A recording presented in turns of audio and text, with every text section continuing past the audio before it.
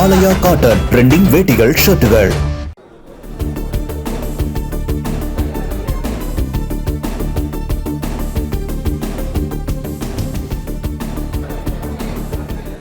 குளத்தூர் தொகுதியில் 7வது சுற்று முடிவில் முதலமைச்சர் மு.க. ஸ்டாலின் 5454 வாக்குகள் வித்தியாசத்தில் பின்னடைவை சந்தித்திருக்கிறார். தொடர்ந்து அந்த தொகுதியில் முதலமைச்சர் பின்னடைவை சந்தித்து வருகிறார். 7 சுற்றுகள் முடிந்திருக்கிறது.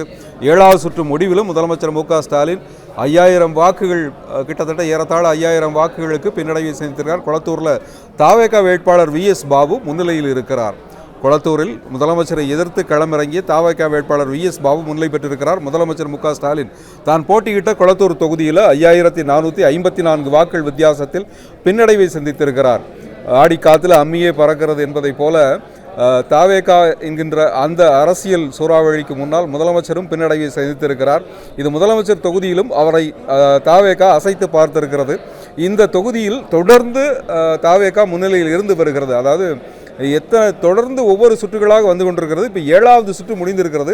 7வது சுற்று முடிவிலும் தாவேகாவே முன்னிலையில் இருந்து வருகிறது. அந்த இடத்துல திமுக இன்னும் முன்னிலையை பெற முடியாத ஒரு நிலைதான் இருக்கிறது. தொடர்ந்து பின்னடைவிலேயே இருந்து வருகிறது.